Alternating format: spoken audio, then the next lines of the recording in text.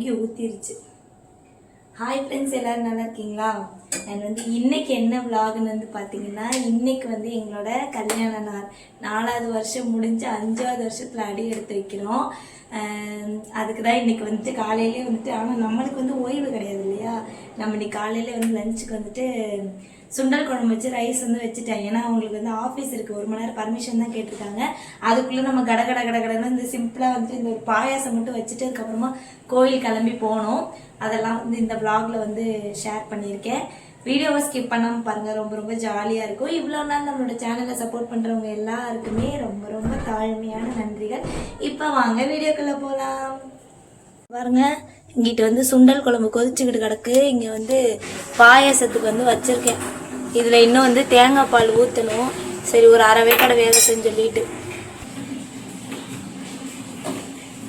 First இந்த தேங்காயில் வந்து ஃபஸ்ட்டு இந்த மாதிரி கீத்தா குட்டி குட்டியாக எடுத்து வச்சுக்குவோம்.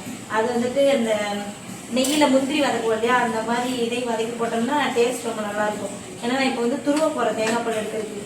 துருவினதுக்கப்புறம் இந்த மாதிரி ஷேப் வந்து கிடைக்காது. அதனால் ஃபஸ்ட்டு நம்ம இந்த மாதிரி கொஞ்சோண்டி எடுத்து வச்சுக்கலாம். ஏன் இன்னைக்கு பருப்பு பாயசம் செய்யறேன் அப்படின்னா வந்துட்டு, நம்ம ஆளுக்கு வந்துட்டு பருப்பு பாயசம் தான் ரொம்ப பிடிக்கும். இந்த பால் ஊற்றுற எந்த பாயசமே அவங்களுக்கு வந்து பிடிக்காது. சரி, ஓகே, திருமணனால நமக்கு தான் எதுவும் கொடுக்கலாம், நம்மளாவது ஏதாவது கொடுக்கணும் அப்படின்னு சொல்லிட்டு தான் வந்துட்டு இன்னைக்கு சிம்பிளாக தான் வந்துட்டு பருப்பு பாயசம் தான் வந்து ரெடி பண்ணுறேன். ஏன்னா இதுக்கப்புறம் நான் வந்து குளிச்சுட்டு புடவெல்லாம் வர கட்டணும். அது வந்து எந்த அளவுக்கு எனக்கு புடவை கட்ட தெரியாது, தங்கச்சி தான் வந்து கட்டி விட போறா. இருந்தாலும் வந்து அது வரைக்கும் இந்த புள்ள குட்டிங்கெல்லாம் கோஆப்ரேட் பண்ணோம். அவள்கிட்ட விட்டுட்டு நாங்கள் 2 பேர் மட்டும் தான் கோயிலுக்கு போக போகிறோம். அதுதான் இன்னைக்கு வந்து பிளானு. இங்கே பக்கத்தில் இருக்க கோயிலுக்கு தான் போக போகிறோம். போயிட்டு உடனடியே ஓடி இருந்துருவோம். ஆனால் அது வரைக்கும் அவங்க 2 பேர்த்தையும் வந்து தட்டி மேய்க்கணும். அது என்னன்னு எனக்கு தெரியல.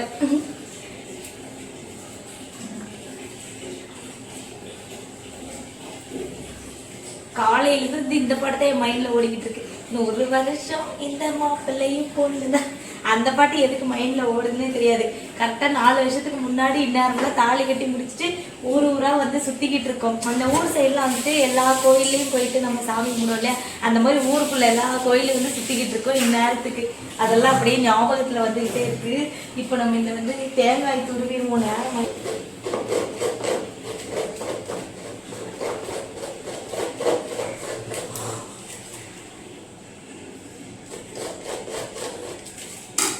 கொஞ்சோண்டு மட்டும் செலவிக்கலாம். ஏன்னா வந்து பாசிப்பருப்பு கொஞ்சோண்டு தான் வந்து போட்டிருக்கேன், நிறையெல்லாம் போடலை. வரலட்சுமி பூஜைக்கும் பருப்பு பாயசம் தான் செஞ்சேன். சரி, இன்னைக்கு அதையெல்லாம் வந்து செய்யணுமா, கொஞ்சோண்டு மட்டும் செஞ்சுப்போம், அப்புறம் பார்த்துக்கலாம். பெசகெல்லாம் ஒன்றும் கிடையாது. இந்த வெறும் வச்சு சுண்டல் குழம்போட முடிச்சாச்சு. போதும் தேங்காய்.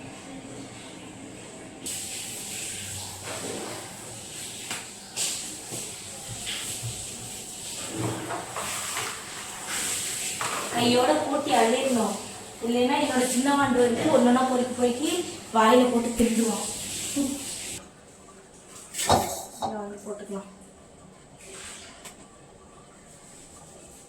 ஆனா எனக்கு வந்து சின்ன வயசுல இருந்தே வந்துட்டு இந்த சேமியா பாயசத்தை விட பருப்பு பாயசமும் அப்புறம் கோதுமை பாயசம் இருக்குல்ல, அது வந்து ரொம்ப ரொம்ப பிடிக்கும்.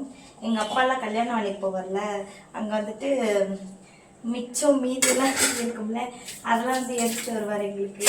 அப்போ அந்த கோதுமை பாயசமும் எடுத்துட்டு வருவார். எனக்கு ரொம்ப அப்போ குடிச்ச பழகம் தான். வீட்டிலலாம் மித்தபடி எங்கள் அம்மா வந்து காலில் சக்கரத்தை கட்டிட்டு 3 தரத்துக்கு முன்னாடி கிளம்பிடும். அதனால இந்த மாதிரி ஐட்டங்கள்லாம் வந்துட்டு இப்படி சாப்பிட்டாதான் உண்டு. எங்கள் ஏலக்காய் 2 ஏலக்காய் போட்டு அரைச்சிட்டோம்னா நம்ம அதில் தட்டி போட தேவையில்லை. அந்த கோதுமை பாயசத்தையும் ட்ரை பண்ணி பார்க்கணுன்னு ஒரு ஆசை. ஆனால் அதுக்கான அதை ஊற வச்சு அரைச்சி பால் எடுக்கணும்னு நினைக்கிறேன். பார்ப்போம், அதையும் ஒரு நாள் செஞ்சு பார்த்துருவோம்.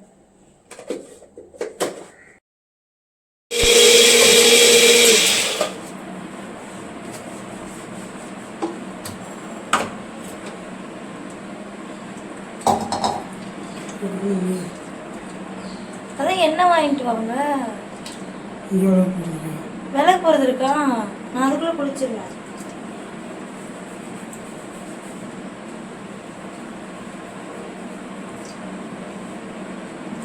பத்து மணிக்கு போகணும் தானே? 10 மணிக்கு போகணும், 9 மணிக்கு போகணும். 9 10 மணிக்கு போகணும். சரி போய்க்கலாம், ஒரே நிமிஷம் நான் அவ்வளோதான். இந்த பாயாசத்தை பால் ஊற்றிட்டுனா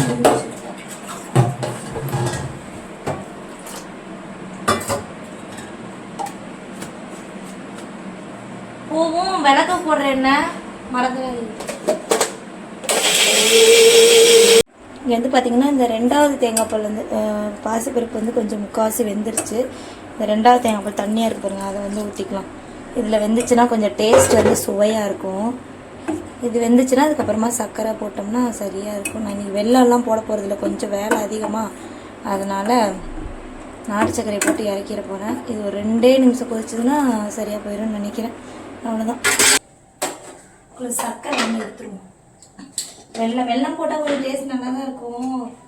ஆனால் நேரம் ஆயிட்டு, இப்பயே லேட் ஆகிடுச்சுன்னு போகிறாங்க. அவங்க வர்றக்குள்ளேயும் நான் அதுக்குள்ளேயும் இந்த பாயசத்தை வச்சு குளிச்சிருக்கேன். நான் குளிக்கிறதுனா காக்கா குழி இருந்து 2 நிமிஷத்தில் குளிச்சிருவேன். இருந்தாலும் சரி ஓகே, ஏதாவது ஸ்வீட்டு செஞ்சால் கொஞ்சம் ஸ்பெஷலாக இருக்குமே. நம்ம எதாவது உணவுகளும் எதுவும் ஸ்பெஷலாக செய்யலை, அதனால சரி இதை இந்த கிளாஸ்லாம் வந்துட்டு அளந்தேன். அதே மாதிரி தேங்காய் பாலும் இந்த கிளாஸில் தான் அளந்து போடணும். நான் எதுவும் அவசரத்துக்கு அப்படியே வந்து ஊற்றிட்டேன். அது ஒரு 1/2 டம்ளர், இது ஒரு 1/2 டம்ளர். முதல் தேங்காய் பால் இன்னும் ஊற்றலை, எடுத்து வச்சுருக்கேன். சர்க்கரையெல்லாம் கம்மியாகவே போடுவோம், ஏன்னா நம்மளாம் சர்க்கரைனால இனிப்பு சுத்தமாகவே சேர்க்க மாட்டேன். எனக்கு அந்தளவுக்கு பிடிக்கவே பிடிக்காது இனிப்பெல்லாம். இதை வந்து போட்டு இது வந்து வெந்துருச்சுன்னு நினைக்கிறேன் ஆல்மோஸ்ட். இல்லைனா தண்ணி ஊற்றுறது நல்லா இருக்காதுல்ல ஃப்ரெண்ட்ஸ். நான் தண்ணி எல்லாம் ஊற்றலை, வெறும் அந்த கொஞ்சமாக தண்ணி ஊற்றி தான் ஃபஸ்ட்டு வேக போட்டேன். 1/2 வேகோட வெந்ததுக்கப்புறம் தான் தேங்காய் பால் ஊற்றிருக்கேன். தேங்காய் பாலே நிறையாலாம் தண்ணி ஊற்றலை, கொஞ்சம் வந்து தண்ணி ஊற்றி அடிச்சிருக்கேன். சரி கெட்டியாகவே இருக்கட்டும், டெசர்ட் மாதிரி சாப்பிட்டுக்கலாம் அப்படின்னு சொல்லிட்டு இப்போ இந்த சர்க்கரை வந்து போட்டு 3/4 எடுத்திருக்கேன். நான் வந்து 1 எடுத்தேன், இந்த டம்ளர்ல 3/4 வந்து போட்டுக்கிறேன். பருப்பு பாயசம் அனைவருக்கும் தெரிந்திருக்கும், இருந்தாலும் வந்து நான் வைப்பதை இந்த வீடியோவில் கூற வேண்டும் அல்லவா, அதனாலதான் வந்து இந்த அலப்பறை. இது கூட செய்ய தெரியாது, நீ வந்து எங்ககிட்ட விளக்கிட்டு இருக்கியா அப்படின்னு சொல்லிட்டு நினைக்கலாம். இங்க பக்கத்துல இருக்க கோயிலுக்கு தான் வந்து போறோம், தூரமா எங்கேயும் வந்து இப்போதைக்கு போக முடியாது. நான் என்ன வச்சேன்னா சரி இன்னைக்கு லீவ் போட்டு ஏதாவது கோயிலுக்கு போலான்னு வச்சா, ஆல்ரெடி இண்டிபெண்டன்ஸ் டேக்கு வந்து லீவ் விட்டாங்கப்பா. சரி இன்னைக்கு லீவ் கொடுக்க மாட்டாங்க அப்படின்ட்டு தான் சரின்னு விட்டாச்சு. சரி ஓகே, ஏதோ ஒண்ணு எங்கேயாவது கோயில் வளத்துக்கு போனா கொஞ்சம் நிம்மதியா இருக்கும் அப்படின்ட்டு தான், வேற ஒன்றும் இல்லை. சர்க்கரை போட்டாச்சு, தொட்டு நட்டுதான். போதும், இனிப்பு அதிகமாகவே இருக்கு. தேங்காய் பால் ஊற்றுறோம்னா சரியா இருக்குன்னு நினைக்கிறேன்.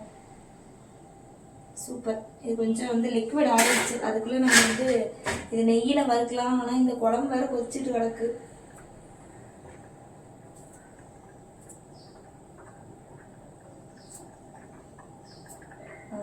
அதுக்கப்புறம் நேரம் வர ஆயிடுச்சு இருந்ததுனால குழம்பை மட்டும் இறக்கி வச்சுட்டு நல்லா கொதிச்சிருச்சு. அதுக்கப்புறம் சரி நெய்யை மட்டும் சரி நெய்யில் வந்து முந்திரியும் தேங்காய் மட்டும் வறுத்து வச்சுருவோம். அதுக்கப்புறமா பாயசம் ஆறுனதுக்கப்புறமா போட்டுக்கலாம். ஏன்னா முதல் தேங்காய் பால் எடுத்து வச்சுருக்கேன்ல, சூடோடு போட்டோம்னா திரிஞ்சிரும். சரி இதை மட்டும் இல்லை ஃபஸ்ட்டு வறுத்து வச்சுக்கிறோம் அப்படின்னு சொல்லிட்டு இதை வறுத்து வச்சுட்டு அதுக்கப்புறமா கடன் ஓடி போயிட்டு வந்துட்டு குளிச்சுட்டு ரெடி ஆகிட்டேன். அதுக்குள்ளே என்னோடய சின்ன வாண்டு பெரிய வாண்டு எல்லா வாண்டுகளும் எந்திரிச்சிருச்சுங்க. என் தங்கச்சி தான் வந்து புடவை கட்டி விட்டா. எனக்கு வந்து இந்த புடவை கட்டுறதுலாம் வந்து சுட்டு போட்டாலும் வரவே வராது. கல்யாணத்துக்கு முன்னாடி என் தங்கச்சி கட்டி விட்டு இருந்தா, கல்யாணத்துக்கு அப்புறம் எங்கள் சின்னத்தை தான் வந்து கட்டி விடுவாங்க இந்த வளகாப்புக்கு. அப்புறம் இந்த விருந்துக்கெல்லாம் போனால அப்போ தான் வந்து அவங்க தான் வந்து கட்டி விட்டுட்டு இருந்தாங்க. இன்றைக்கும் வந்து கொஞ்சம் ஏகபோசலாக தான் இருக்கும், இருந்தாலும் வந்து சரி ஓகே நம்ம ஆசைப்பட்டுட்டோன்னு சொல்லி கட்டிகிட்டு இருந்தேன். இது வந்து பார்த்திங்கன்னா என்னோடய தலைப்பொங்கலுக்கு எடுத்த புடவை. அந்த டைம் வந்து நான் வந்து மாசமாக இருந்தேன். சரி புதுசாக எதுவும் ட்ரெஸ்ஸு போடக்கூடாது அப்படின்னு சொன்னதுனால ப்ளவுஸ் மட்டும் தான் ஸ்டிச் பண்ணி வச்சுருந்தேன். அப்போ ஸ்டிச் பண்ணனா இல்லை அதுக்கப்புறம் ஸ்டிச் பண்ணனான்னு சொல்லிட்டு தெரியலை. சரி ஓகே இந்த புடவை ஒன்று தான் கட்டாமல் இருந்துச்சு, இதை கட்டிடுவோன்னு சொல்லிட்டு இந்த அன்னைக்கு வந்து கட்டியாச்சு. கிளம்பிட்டதுக்கப்புறமா சரி கோயிலுக்கு போகிறோம், வீட்டிலேயே வந்து ஃபஸ்ட்டு சாமி கும்பிட்டு போயிடும்னு சொல்லிட்டு விளக்கு பொருத்தி சாமி கும்பிட்டுட்டு இருந்தோம். என் தங்கச்சியை தான் வந்து பசங்க 2 பேத்துக்குமே வந்து ஊட்ட சொல்லியிருந்தேன். ஏன்னா நான் இங்கே உட்காந்து ஊட்டிகிட்டு போயிட்டு இருந்தேன், அவங்க அப்பாவுக்கு லேட் ஆயிருன்னு சொல்லிட்டு ஃபஸ்ட்டு வந்து சாமியெல்லாம் கும்பிட்டு நாங்கள் வந்து கிளம்பிட்டோம். வீட்டிலேருந்து கிளம்பும்போது கிட்டத்தட்ட ஒரு 8:40 ஆயிடுச்சு. அவங்க வந்து ஒரு 10 மணிக்குள்ளேயாவது ஆஃபீஸ் போகணுன்னு சொல்லி தான் பிளான் பண்ணி போனோம்.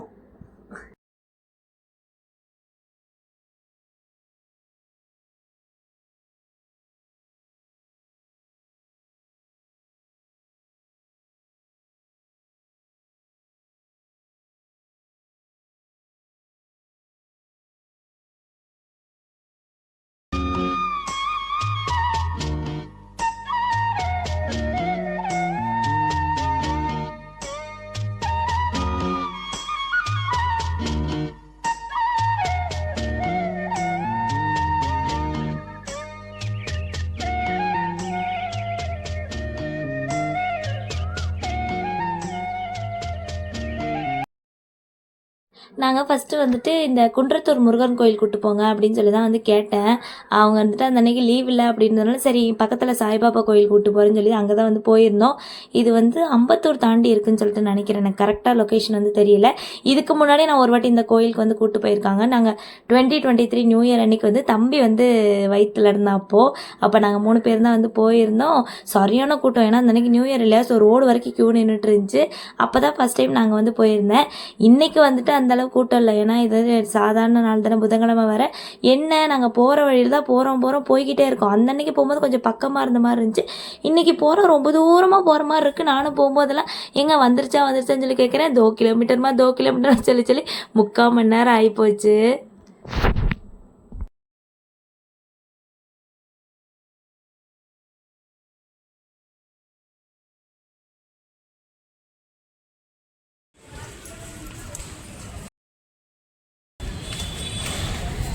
ஹாய் ஃப்ரெண்ட்ஸ், நாங்கள் வந்து சாமி கும்பிட்டு வெளியில் வந்துட்டோம். மணி வந்து பார்த்திங்கன்னா 9:30 ஆகி போச்சு.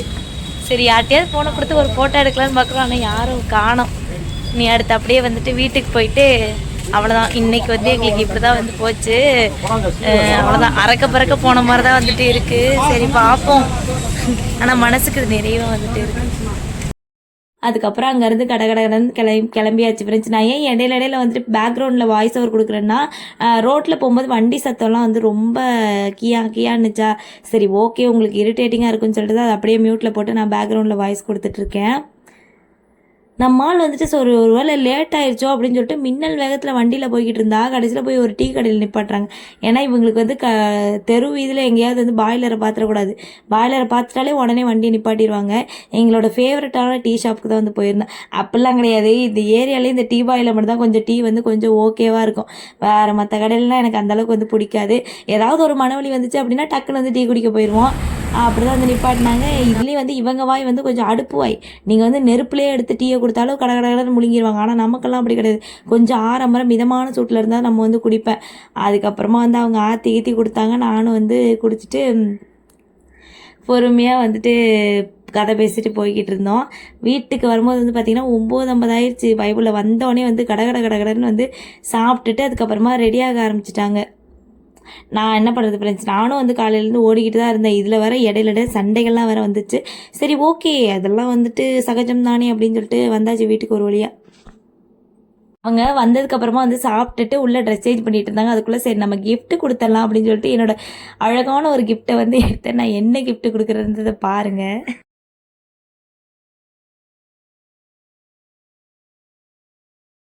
எந்த ஒரு நல்ல காரியம் பண்ணுறதுக்கு முன்னாடி ஸ்வீட் எடுத்து கொண்டாடுன்னு சொல்லி எங்கள் அம்மா சொல்லியிருக்காங்க. அதனால் ஃபஸ்ட்டு நம்ம இந்த கிஃப்ட் கொடுக்குறதுக்கு முன்னாடி இந்த ஸ்வீட்டை வந்து ஊட்டி விட்டுருவோம். நம்ம பாசிப்பருப்பு பாயசம் செஞ்சோம் இல்லையா, அந்த பக்கி பைபிள் வந்து லேட் ஆகிடுச்சுன்னு சொல்லி கொஞ்சம் மூஞ்சி வந்து கடுகு போட்ட மாதிரி தான் இருக்கும். ஒன்றும் பார்த்து தப்பாக நினச்சிக்காதீங்க. நான் இங்கிட்டிருந்து பாயசத்தை கொண்டு போனால் ஒன்று இங்கேருந்து ஆங்குது, ஒன்று அங்கேருந்து ஈங்குது. சரி 2 பேர்த்துக்கு ஒரு ரூபாய் கொடுத்துட்டு அதுக்கப்புறமா கணவருக்கு ஊட்டி விடுவேன்னு சொல்லி அவங்களுக்கு ஊட்டி விட்டுட்டு இருந்தேன். ஊட்டி விட்டு அதுக்கப்புறமா தான் விஷ் பண்ணேன். ஏன்னா காலையில் எழுந்து வந்தோடனே அவங்க எனக்கு ஹாப்பி அனிவர்சரின்னு விஷ் பண்ணாங்க. நான் தூக்க கலக்கத்தில் வந்து திருப்பி விஷ் கூட பண்ணல. பாவம் பக்கி பைபிள் என்ன நினச்சதோ. இப்போ தான் வந்து விஷ் பண்ணிவிட்டு அதுக்கப்புறம் லேட் ஆகிடுன்னு சொல்லி அவங்க கிளம்ப ஆரம்பிச்சிட்டாங்க.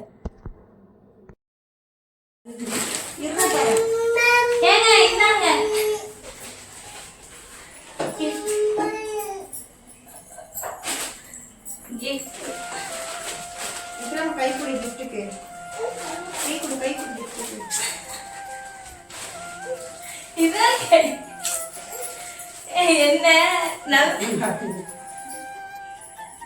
சப்புனாரு என்ன காமிச்சிட்டு போறது. என்ன நம்மளோட கிஃப்ட் என்னன்னு பாத்தீங்கன்னா பனி ராம்ராஜ் வழங்கும் காட்டன் பனியன்கள். இதுதான் வந்து நம்மளோட கிஃப்ட் இன்னைக்கு கல்யாண நாளுக்கு. இவ்வளவு கேவலமும் உலகத்துல யாரும் வந்து கிஃப்ட் கொடுத்துக்க மாட்டாங்க. என்னன்னு பாத்தீங்கன்னா ஒரு என்னடா என் பையன் வேற கத்திக்கிட்டு இருக்கான். ஒரு 2-3 நாளைக்கு முன்னாடி வந்துட்டு இதெல்லாம் வந்து கேட்டாங்க, சும்மா வாங்கி கொடுணும்னு சொல்லி சொன்னாங்க. சரி நம்ம வந்து கல்யாண நாளை கிஃப்ட் பண்ணிடுவோம்னு சொல்லிட்டு இதை வந்து வாங்கி கொடுத்தேன். இந்த பொருளாதாரம் கொஞ்சம் வந்து கம்மியா இருக்கு, அதனால சரி இது வாங்கி கொடுத்தா யூஸ்ஃபுல்லா இருக்குமே சொல்லிட்டு இதை தான் வந்து வாங்கி கொடுத்தேன். அவங்க வந்து சிரிச்சுட்டு போயிட்டாங்க. அவ்வளோதான் ஃப்ரெண்ட்ஸ், இதோட இந்த vlog வந்து முடிச்சுக்கிறேன். இதுதான் எங்களோட வெட்டிங் ஆனிவர்சரி. இன்னைக்கு இப்படி தான் வந்து போச்சு. அவ்வளோதான். பருப்பு பாயசம் நல்லா கிடைக்குது, நல்லா இருக்கான், அதுவும் சூப்பராக இருக்கான். அவ்வளோதான். நெக்ஸ்ட் வேற ஒரு வீடியோவில் வந்து பார்க்கலாம். நம்ம சேனல் பிடிச்சிருந்தா சப்ஸ்கிரைப் பண்ணிக்கோங்க. பாய் பாய், தேங்க்ஸ் ஃபார் வாட்சிங். அதுக்கப்புறமா எனக்கு இந்த புடவை வந்து கொஞ்சம் வந்து கேவலமாக இந்த இடத்துல இப்படி எல்லாம் இருந்திருக்கும். ஏன்னா எனக்கு வந்து புடவை கட்ட தெரியாது, இந்த ப்ளீட் அட்ஜஸ்ட் பண்ணுறது எனக்கு ப்ராப்பராக தெரியாது. அதனால தான் இந்த மாதிரி கண்ட்ராவி கேவலமாக இருக்கும். புடவை எப்படி இருந்துச்சுன்றது கமெண்ட்டில் மறக்காமல் சொல்லுங்கள். பாய்.